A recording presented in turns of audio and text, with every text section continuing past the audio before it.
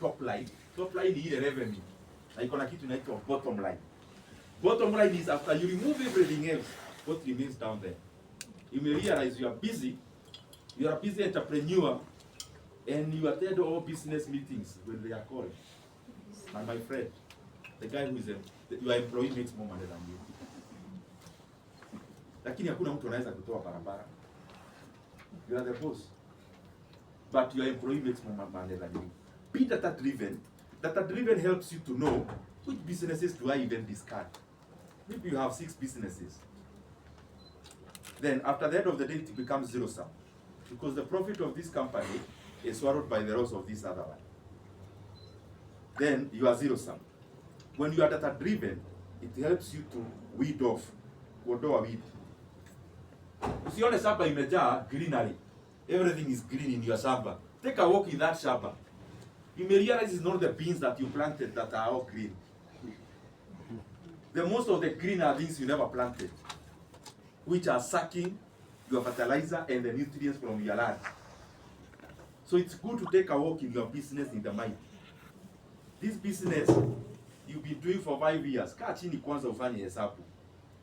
Of course, it happens in all our rural homes. Our parents are always busy with 1 cow or 2, tilling 2 acres of land. Kumwambia kae chini na kalamu na paper. Aandike hii ng'ombe, itakapi hii. How much do you get this month amount per liter? Then unaendea feeds kwa daily. What remains?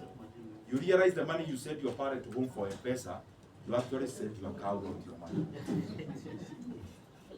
Now, that story is not about your mother, it's about you. The business that keeps you awake all day long. Your work here is to service your clients, is not to make money. You realize you are very good in service, offering very good service. People always clap for you, but you have no money. You didn't come to Nairobi to do that. You came to Nairobi to make money, because out of making money, then you make our economy better. Now, to go to investments in like a few minutes. I have to categorize the two because of this reason. What I've been talking about is what is called active business. Active means you wake up in the morning to manage, to do the work. The other part of it, which I'm talking about, investment, is passive. Passive. Now, you are no longer waking up in the morning you just want to take a white Germany. You are no longer now doing that. That has given you some money which is now capital. That money is now deployed to work for you, where you sleep or you still continue with your business. That's what investment does. As you do investment, I'm just doing a refresher. These are two vitu mnaochi nikisema lakini I realize you don't hear. You just listen, you become happy, then that's it. When you listen to something that can benefit, let it not be for entertainment.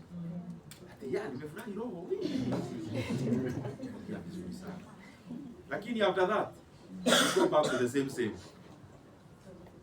You read a very nice book on entrepreneurship, you take 0 points. None. You become so happy, this guy made it this way. So you be motivated, then after 1 week you are demotivated and you have the default setting. You made money, you need to invest it to work for you. So there is land on this side, fine.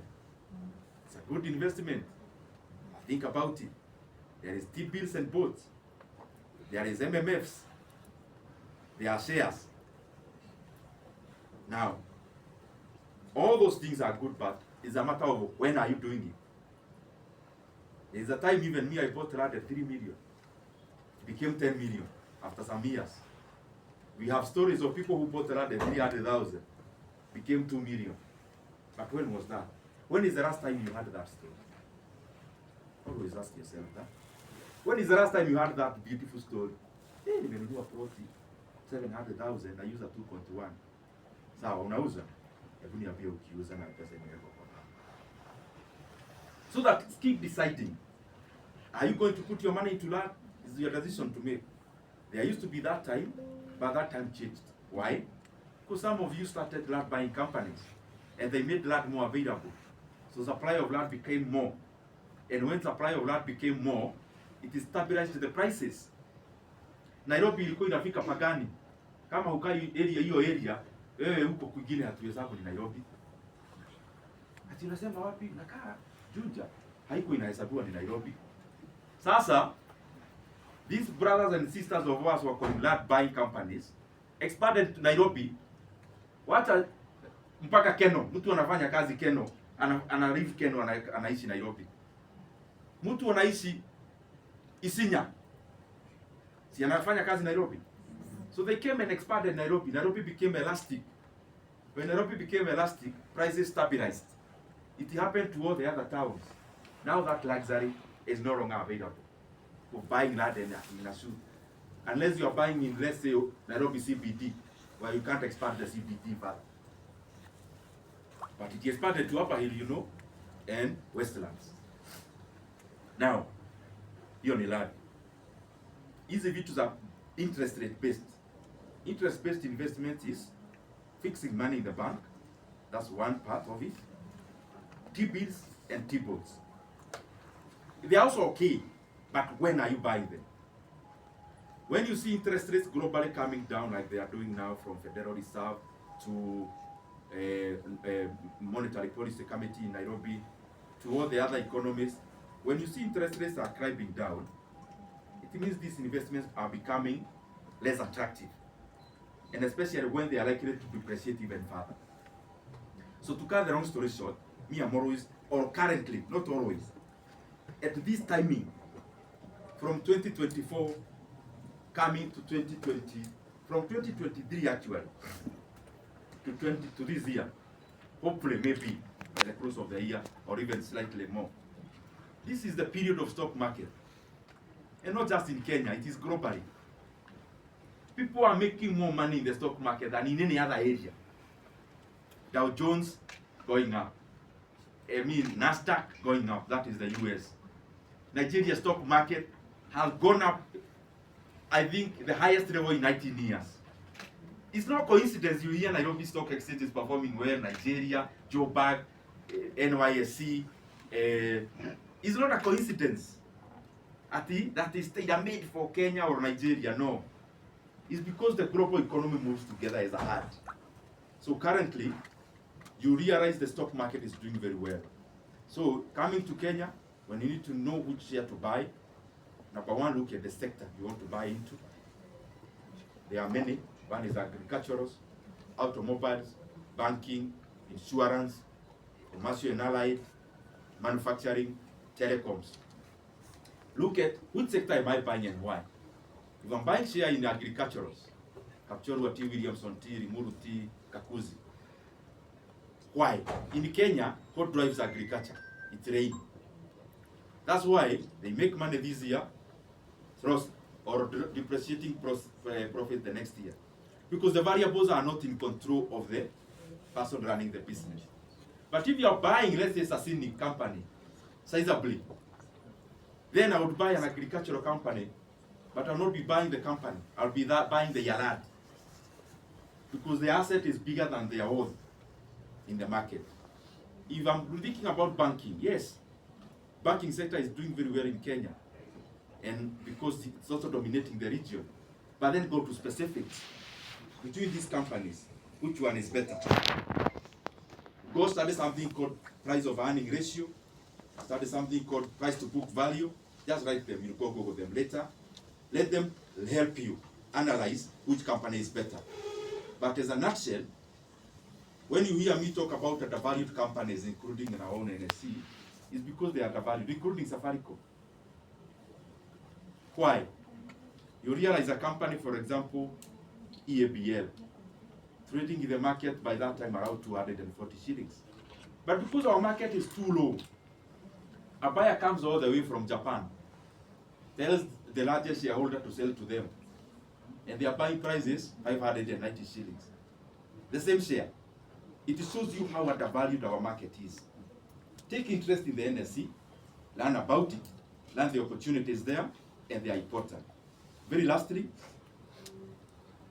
The rest I just mentioned, you go do the analysis because there's no much time today to address the point. The last thing I want to say is a national issue, which is tied up to business and investments. Sorry. Now, you must have heard about something called infrastructure fund in Kenya. That infrastructure fund, there is a bill in Parliament which I've read all of it. It is proposing everything else we do. It's like you have a bill proposing Kenyans will be breathing, and then Kenyans will be walking, and the Kenyans will be eating, and then we will be wearing clothes. All the things in that bill are things the country already is doing. We'll be privatizing companies. We're already doing that. We've been doing that since a long time ago. We'll be selling at a performing government assets. We've been doing all that. We'll be putting resources together. We've been doing that. We'll be allocating government or budget money into the fund. We've been allocating budget money into infrastructure. There is only one thing in that bill that Kenya wants to do and it has never done. And it's not a very good thing. The infrastructure fund has only one objective. Only one. The rest ni ya kujaza bill ikuwe page kama 20 something. Only one sentence. Only one sentence is there for the reason the government knows. That reason is called borrowing and leveraging. That after now we sell KPC, Kenya Pipeline, and of course Safaricom, we put that money into the infrastructure fund. Safaricom was sold before in 2007. So it's not a new thing to do privatization. But the essence of now what the government wants to achieve is that after you borrow 500 billion shillings, you now take a loan of times 10 of that. So you use that as collateral. Not as collateral, as seed money to buy times 10 of that. So when you hear those words coming from government like leveraging, leveraging is a crude word meaning borrowing. They want to borrow 5 trillion Kenya shillings on top of what? Kenya is currently borrowing. Yesterday we had a very good debate in Parliament about debt. Fortunately, even when you talk big English out here, figures, they never talk English. Figures, they talk plain language. So there was a bill yesterday. There was a report from government itself, because the report was of the committee, but on a motion that was brought by government itself on managing debt. It's called MTDS.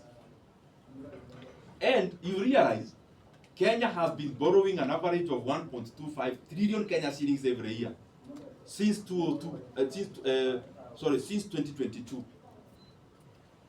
Every single day, including today, Kenya is borrowing 4 billion shillings on net terms. Net meaning, sijaweka ile tumekopa kulipa deni ile ingine, hiyo sijaweka.